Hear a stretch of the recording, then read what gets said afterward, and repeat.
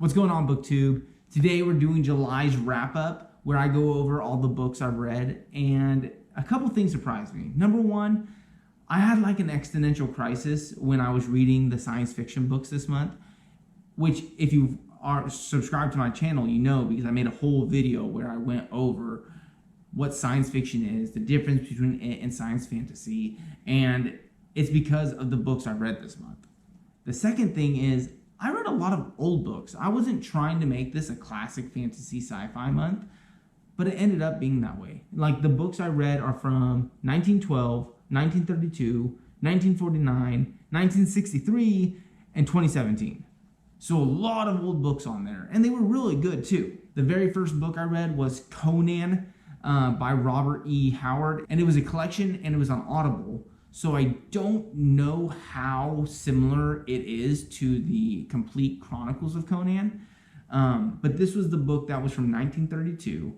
I was really excited to get started on this. I put it on my classic fantasy TBR list because it is essentially the first sword and sorcery fantasy book. I think Fritz Leiber and Michael Moorcock first coined the term sword and sorcery when trying to find a way to describe Robert E. Howard's Conan stories.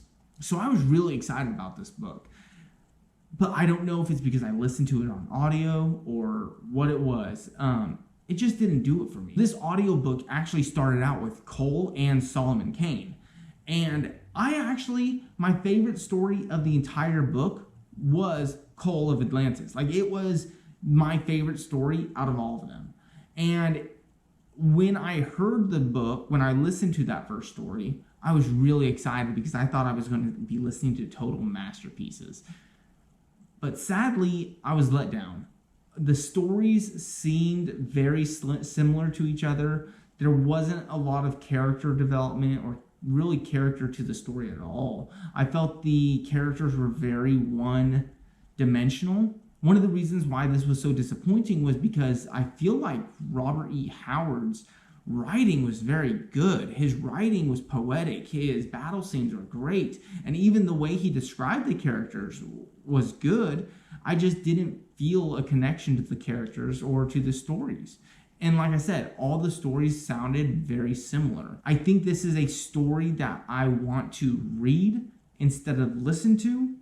And then I also listened to all of them back to back to back instead of taking breaks in between. And I think it also would have been more enjoyable in kind of like that serialized small release format instead of listening to one story right after another. So if you're giving Conan a shot, I would recommend reading it, or if you don't, just getting it in small little doses. Read it per story and not as one giant story would be my recommendation. The next book on my list is going to be the most recent one. It was published in 2017 by Fonda Lee, and that is Jade City. And this is a book that I specifically read because of BookTube. Some of my favorite BookTubers have mentioned that this is one of the greatest series of all time. It made me want to read it so bad. And I agree that this story it's a really good book. The characters are very well developed. It was nice to go from Conan to Jade City because the characters are just brilliant. They're very fleshed out, multi-dimensional. You fall in love and they keep you on your toes. The plot is essentially a gangster family story, and it gave you like it almost gave me like a noir with color. I don't know if that makes sense, but it was a really different experience from what I normally read, and that was refreshing. It was a nice change of pace. I don't think it was one of the greatest stories of all time. The writing was definitely amazing, and the world was refreshing. Like, I give this a high A, but I wouldn't say it's one of the greatest books of all time. But no, it was a really good book, and if you're looking for something different and a next great read, I would highly recommend this book, but definitely wouldn't put it as one of the greatest of all time. After that is when I started reading sci-fi, and I started with Monkey Planet, or Planet of the Apes by Pierre Boulet, if I'm saying that right, but it was published in 1963, and this book was absolutely amazing. So like, my favorite movie series. Mine and my wife's together. Our favorite movie series is the new Planet of the Apes movies. Like, it's always on our list. It's one that we can always rewatch over and over again. And it makes me extra happy because it's one of the few sci-fi fantasy shows that she'll actually watch with me, because typically she has zero interest. But she really enjoys that. Even before that, I really enjoyed the original Planet of the Apes movie that, me and my dad used to watch it all the time. My dad always had it on, and I'd always be doing something in the background watching Planet of the Apes. So seeing the book, reading the book that it was based off of, was a really neat experience. And the book, just like so many other things, it was better than the film, better than the plot. Now the films added things. They added a lot to the story. Like, they did a really good job. And the new ones aren't based off the book. Like, they're inspired by the book, but they're completely different stories. But the book was so well done. And it's what made me start to realize that science fiction is not just like this one-dimensional thing. There's so much more to science fiction. And I talk a lot about that in my science fiction video.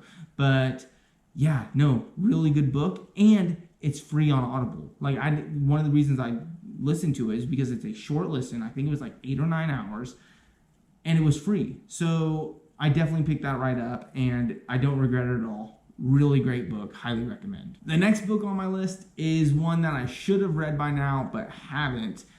It's been on like a list every year of high school probably of books I should have read, but I always pass it up for something else. So like, I think one year I read 2 books instead of reading this one. I read Animal Farm and Huck Finn instead of this book, but it's 1984 by George Orwell. And this was published in 1949, and I don't think I have much to say about it, because everything that can be said about George Orwell's 1984 has been said about George Orwell's 1984. It's really good. It showed me what a social sci-fi book done right looks like, and it was absolutely amazing. I don't think this is a book that you read for like entertainment. You read this book to think, and I thought that was a really neat experience, and I look forward to reading more books similar to this one.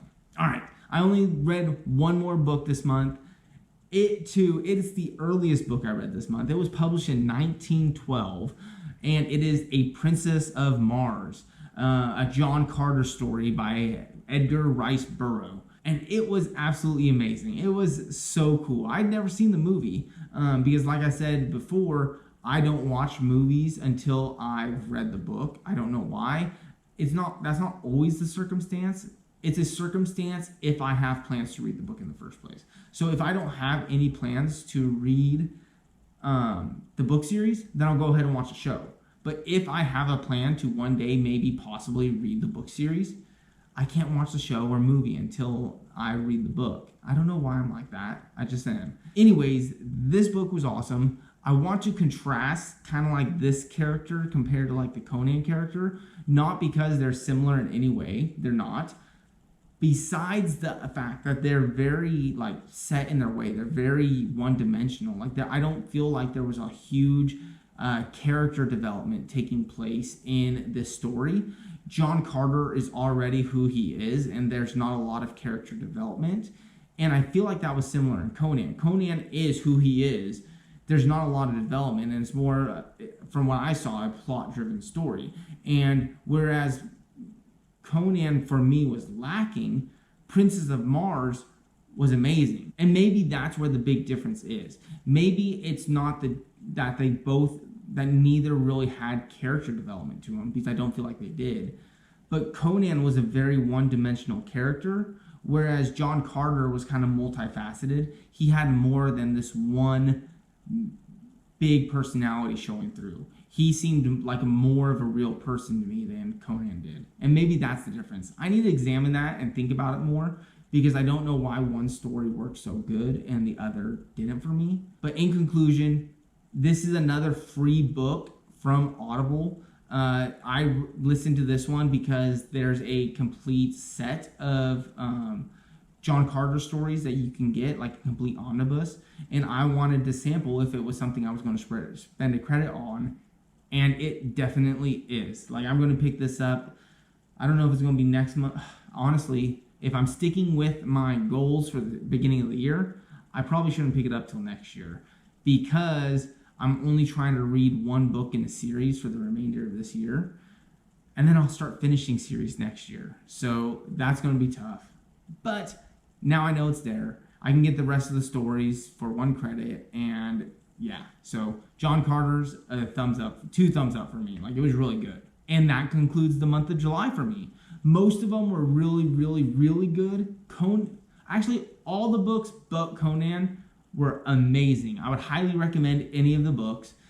Conan just didn't do it for me. I think I will read it eventually again, just to see if it was the audio that messed it up so much for me. Some books are like that.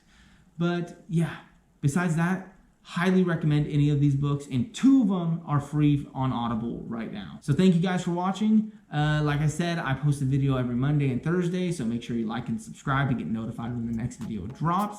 And until then, I hope you're out there exploring cool new worlds and reading cool new books, and I'll be back soon. Thanks for watching.